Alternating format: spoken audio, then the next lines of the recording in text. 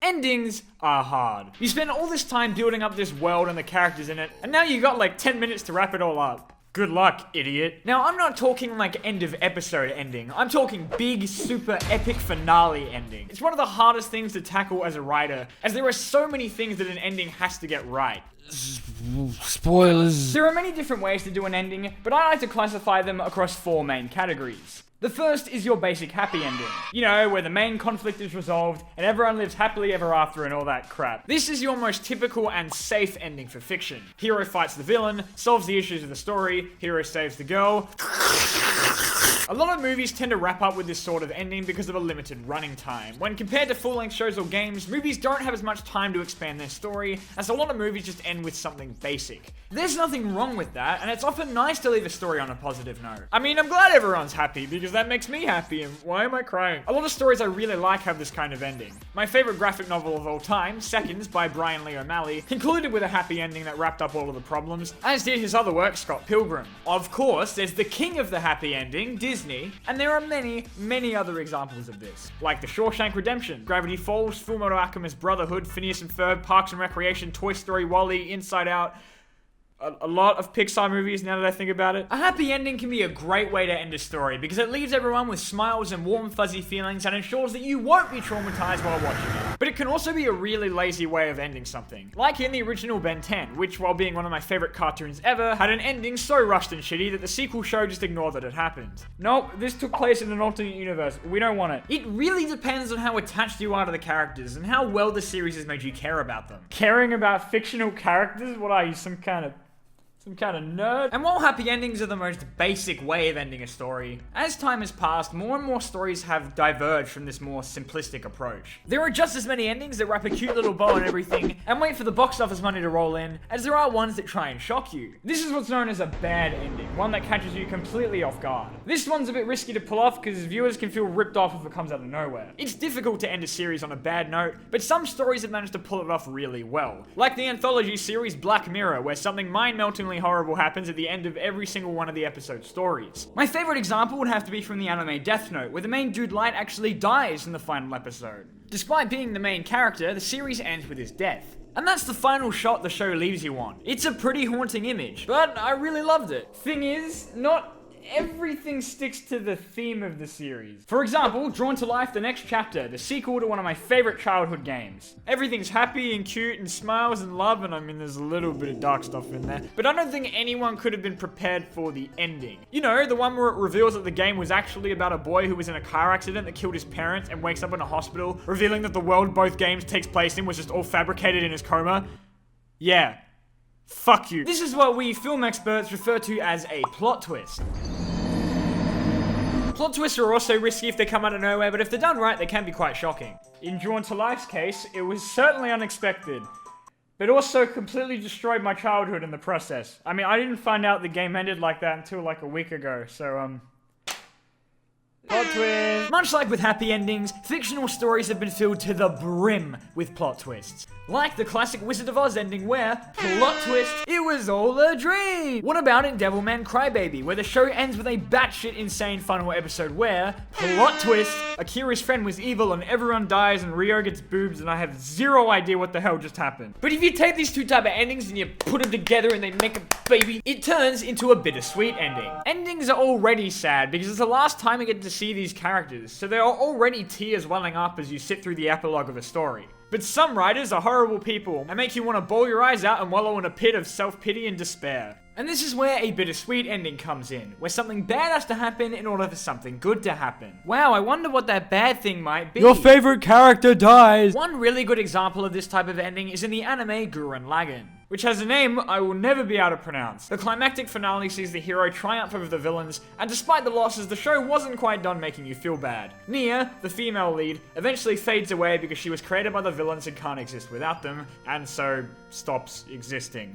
It was just really freaking sad. Same goes for Anohana, the flower we saw that day. The character member's wish is fulfilled by the end, and then she fades away and everyone Not again. Futurama ends with Fry and Leela becoming super old and gross, and then activating a time loop that sees the entire show cleverly reverting back to the first episode. Regular show ends with Pop sacrificing himself, and the epilogue shows the cast as they grow older. Toy Story 3 ends with Andy leaving to college, but the toys get a new owner to play with. A bittersweet ending can make you feel things you probably didn't want to feel, but it just goes to show how important an ending can be. A not so great example of this is the 2017 fifth season of Samurai Jack, which finally concluded the series, ending with a very similar conclusion to Gurren Lagann, where after beating the ever-living shit out of Aku, Jack and his love interest Ashi return to the past, completing the original goal of the series. And then we cut to a wedding scene, and Ashi passes out and dies because without Aku she can't exist, or something. Unlike this ending just felt cheap, and it didn't help that the final episode of the series was kinda rushed. It makes you feel like crap, but it's not a good kind of crap. When done right, this is probably my favorite type of ending, because it can leave you with conflicting feelings, as the story tears your heart out, stamps on it, puts a little band-aid on it, and then leaves. And then there's the worst one of them all, the cliffhanger ending, where you're left without knowledge of what comes next and are left to wonder whether you've missed an episode or something. What happens next? Well, that question may never be answered due to the true villain of the series. Ratings. Or just no reason at all. Right? Half-Life 2? Cliffhangers can be intentional or unintentional, whether it be a movie that never got a sequel, or a TV show that never got enough viewers. Regardless, I think we can all agree that a story that doesn't get a proper ending kinda sucks. Some things choose to intentionally ruin their own endings for the sake of teasing a sequel, however, because who doesn't love some of that sweet, sweet cash? I personally hate it when an ending decides to just show the villain wasn't really dead or will return, which can completely ruin the entire point of a story. I mean, yeah, it's all well and good to set up a sequel and everything, but at least be subtle about it. This can be especially sucky when the cliffhanger is never even resolved. Though in some cases, it might be a good thing. A lot of cliffhangers can be good though, like the classic ending to the bank heist movie The Italian Job, which was literally a cliffhanger. Or Inception, which ends on a cliffhanger just as confusing as the rest of the movie. Oh, and there's also one more kind of ending that's kind of a mix between all of the endings I've already talked about, depending on how you want to look at it. I call this one the, ending. You know, for those endings that just leave you with a sense of, what? Something that ends with something symbolic or metaphorical or fucking weird, with the intention that the viewer makes sense of it in their own way. They can be happy endings, or bad endings, or bittersweet endings, or just make no goddamn sense. It's all how you interpret it. But that's only after scouring through hundreds of Reddit threads trying to work out what the hell happened at the end of The Matrix. The Killing Joke ended like this, showing Batman and the Joker laughing before it pans away. Did Batman kill the Joker?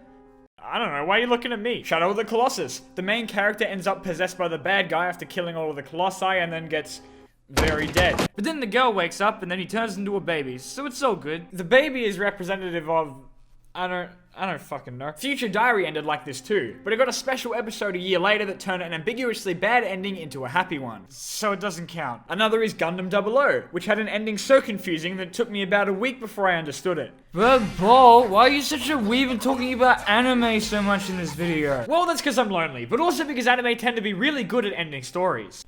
Most of the time. It's time we talk about Neon Genesis Evangelion. Yeah, that. A series I've been meaning to talk about on this channel for what feels like an eternity, and yet have never for fear of the comment section screaming at me. Evangelion ended in a pretty happy and wholesome way, all things considered, with Shinji finally accepting that people do actually love him. And then the end of Evangelion happened, and it just left me with this feeling of...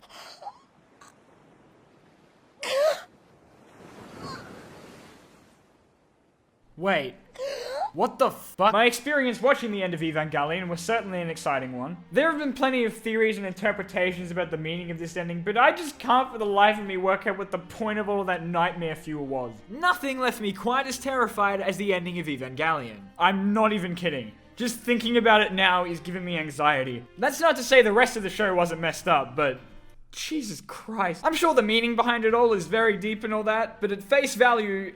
it just makes me want to cry. I'm not trying to argue that an ending like this is bad, but I definitely didn't feel good about Evangelion's finale. And even after scouring through Reddit threads trying to make sense of it all, I still don't feel okay with everything that happened. I mean, I just watched the series for the giant robots and the fan service, but I left with severe trust issues. I liked the show.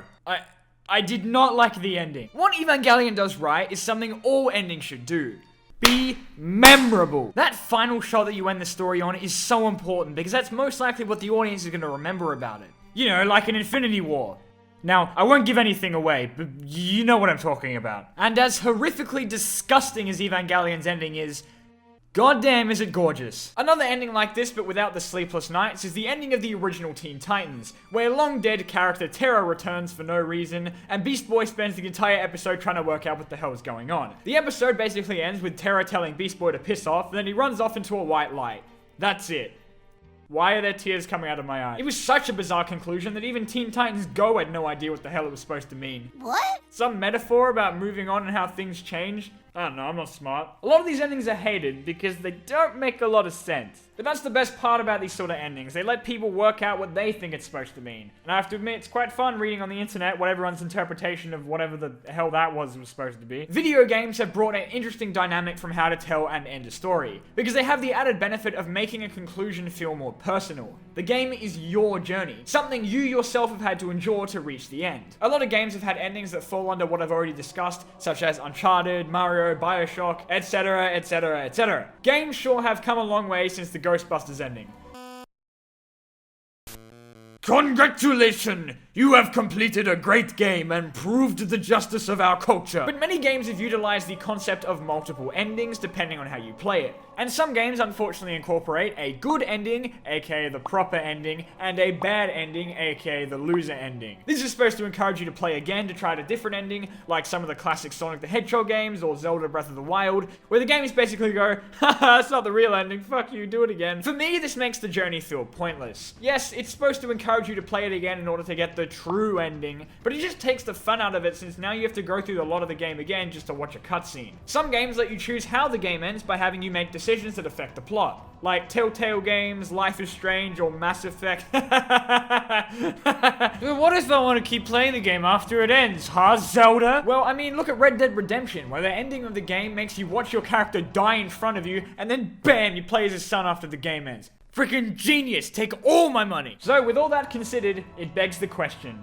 what makes a good ending?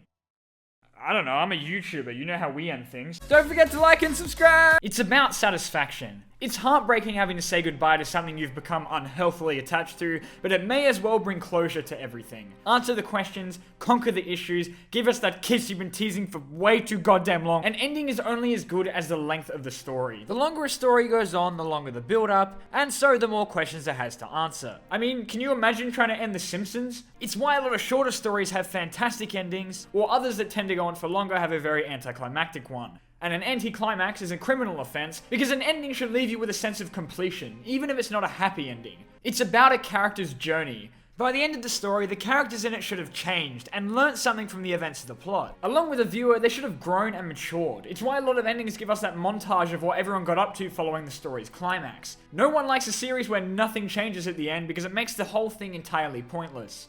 It's about not doing what Evangelion did. Don't give your viewers nightmares, please. That one's just for me. Endings are not easy to do and can make or break a story. Some have managed to conclude things on a high note, some have brought the feels, and some are Evangelion. An ending needs to be memorable. But like, a good kind of memorable, not a bad. God, I don't even know how to end this. It should bring a story to its end in a satisfying and conclusive way, while completing all of the character arcs and answering most of the questions. And that, my friends, is what makes a good ending. Thanks for stopping by.